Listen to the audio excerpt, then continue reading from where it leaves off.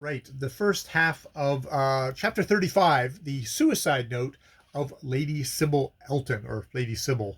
I guess she's Lady Sybil Tempest at this point.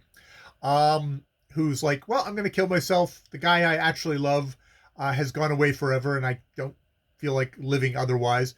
I would apologize to my husband, but he's a complete fucking fool, an ass, somebody who's basically treated me like a paid mistress. No actual love has been there, so there's nothing for me to actually um, to apologize there.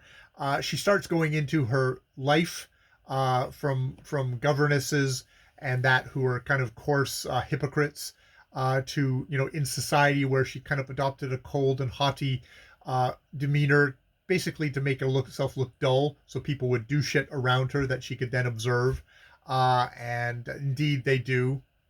Including a great lady of renown who has her over to sit there while she, has an amorous kiss with her lover, Bertie, which is Bertie is the name of the Prince of Wales, so that's interesting. I don't. He's called an earl here, so it's not an actual direct thing. Um, and then we get into Diane. Her father confesses to her, yeah, he's completely in debt. He's in debt, and there's he's Jewish usurers who give him money under the strict condition, of course, that expectation that he's going to marry her off to some rich guy, and they'll be able to get their money back with heavy interest. And love. I suppose love is out of the question. It's like you'll probably love. Loving a rich man is much easier than loving a poor man. So there's that. And he brings Diana Chesney in, which we get another kind of. We've already know all this stuff. This is sort of a re-litigation of this stuff. We could kind of cut this down if we were going to kind of cut down. It's a long chapter. It's a 32-minute chapter, and there's I've gotten about 10 minutes into it. It's like we could cut that probably. Just a quick note on, yeah, was never happy about Diane Chesney, stuff like that. And then she retreats to reading books. And we always go back to books and the bad influence of books. And she goes into a book here at the very end where um, one day, a day that's stamped on my memory as a kind of turning point in my life, I read a novel by a woman which I did not first entirely understand. But on going over some of its passages a second time, all at once its horrible lasciviousness flashed upon me and filled me with such genuine disgust that I flung it on the ground in a fit of loathing and contempt. Yet I had seen it praised in all the leading journals of the day. Its obscenities were hinted at as daring, its vulgarities were quoted as brilliant wit. In fact, so many laudatory columns were written about it in the press that I resolved to read it again.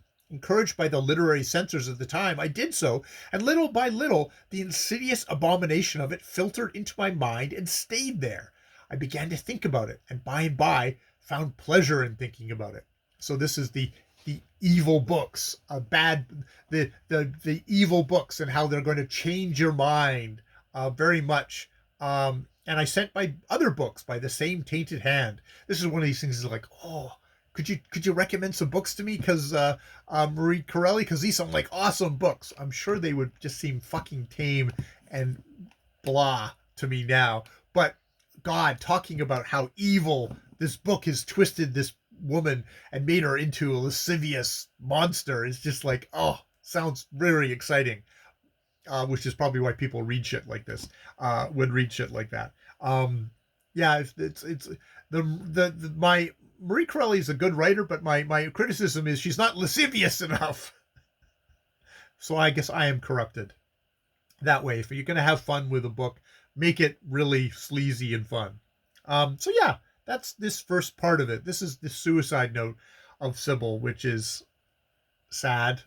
Um, she's hollowed out. She doesn't expect she's going to hell. She's just like, this is annihilation. I'm just going to be snuffed out and there will be no more. Which is always the thing of like, well, if you don't believe in heaven, you just might as well kill yourself right now because, you won't be going to heaven or hell. It's like, no, I should just really cherish life as it is right now, I guess. All its pluses and minuses, but yeah, people don't think it that way. All right, I will leave it there. More videos later.